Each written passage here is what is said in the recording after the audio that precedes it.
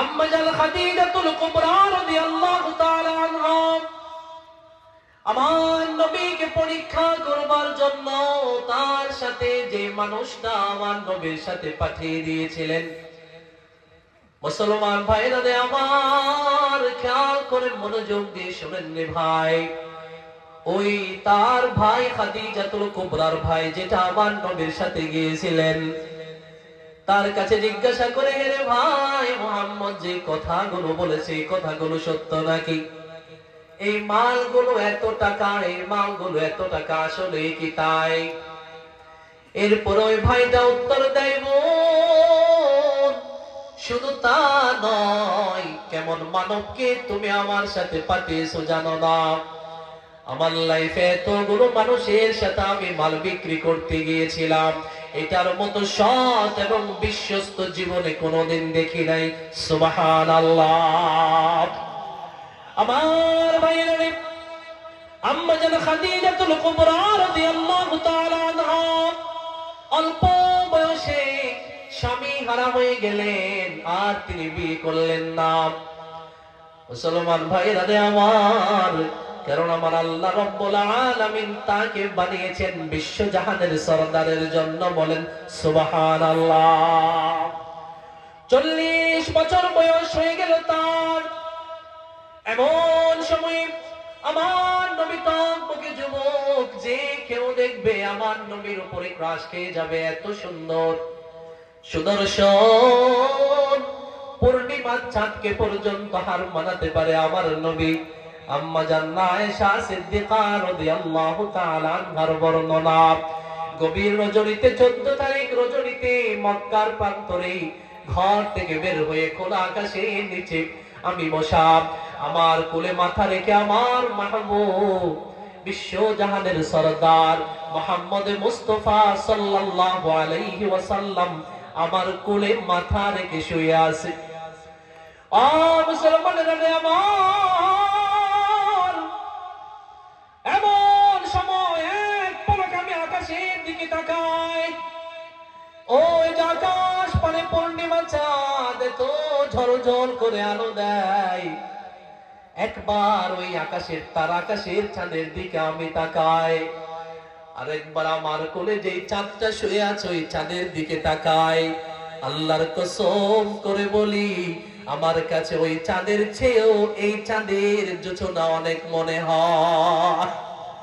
মুসলমানেরা আমার, 40 বছর বয়সে আম্মা জান খাদিজাতুল কুবরা রাদিয়াল্লাহু তাআলা আনহা ফিদা হয়ে গেলেন আমার নবীর উপরে। আমার নবীকে বিয়ে করবার জন্য প্রস্তাব পাঠাই দিলেন চাচার ঘরে। বলে, আপনার সৎ বিশ্বস্ত সুদর্শন ওই যুবক মুহাম্মদকে আমি বিয়ে করতে চাই। মুসলমানেরা আমার, খাদিজাতুল কুবরা যেমন তেমন নমণি ছিলেন না, পুরো মক্কা জাহানের মধ্যে 1 নম্বর রমণী ছিলেন, সুন্দরী সতীত্বী। সবাই তাকে তাহেরা বলে ডাকতেন, পবিত্র রমণী বলে ডাকতেন। আমার নবীকে বিয়ে করবার জন্য যখন প্রস্তাব দিল, চাচা আবু তালেব আমার নবীর কাছে এসে বলে, রে মুহাম্মদ, খাদিজাতুল কুবরা আপনাকে বিয়ে করতে চায়, আপনার মত কি? আমার নবী তো ভদ্র নম্র, হে যুবক আমার নবী থেকে শিক্ষা নাও। মুসলমানেরা আমার, মায়ের গর্ভে থাকাকালীন বাবাকে উঠিয়ে নিলেন আল্লাহ। মায়ের গর্ভ থেকে আসার পরে মার সেবা যত্ন ভোগ করতে পারে নাই, মায়ের সাথে খেলাধুলা করবে, এমন সময় মাটাকেও উঠিয়ে নিলেন আল্লাহ। দাদার ঘরে মানুষ হবে, এমন সময় দাদাকেও উঠিয়ে নিলেন আল্লাহ। এত যত্ন করে লালন করে বুকের ভিতরে আগলে রেখেছেন চাচা, এজন্য চাচাকে সম্মান করে বলে, চাচা আমি তো আপনার সন্তান, আমার জন্য যেটা কল্যাণকর সেটা আপনি করবেন বলে বিশ্বাস হয়, কাজেই আপনি যা বলবেন আমি মুহাম্মদ তা করতে প্রস্তুত। বলেন সুবহানাল্লাহ। আজকালকার সন্তানেরা চাচার কথা বাদ দেন, ফুফার কথা বাদ দেন, বড় জনের কথা বাদ দেন, কলিজার টুকরা সন্তানকে আদর যত্ন করে বড় করে মানুষের মতো মানুষ করে বটবৃক্ষের মতো বাবা এবং মা যে শীতের সময় নিজের গায়ে কাপড় না থাকতে পারে, মুহূর্তে মুহূর্তে ঘুম ভেঙে সন্তানের গায়ের উপরে কাপড় তুলে দেয়া মা, এমন মা এবং বাবার কথা পর্যন্ত শুনতে রাজি নয়, ঠিক কিনা?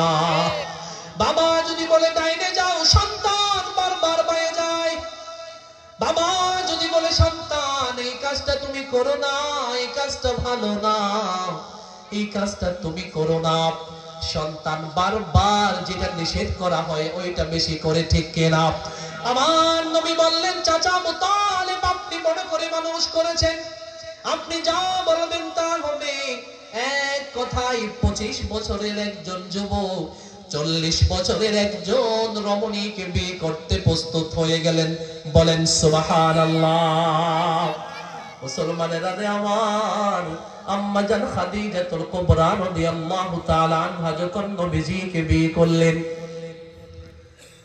আকাশের চাঁদটাকে হাতে পেলে আপনি যেমনটা করবেন, আমার নবীকে আম্মা জান খাদিজাতুল কুবরা তার জীবনের চেয়েও বেশি ভালোবেসেছেন। সুবহানাল্লাহ। মক্কার মধ্যে একজন মানুষ ছিল না যারা আমার নবীকে মুহাম্মদ করে না, আমার নবীকে পছন্দ করত না, কলিজার টুকরা বানিয়ে ফেলেছিল।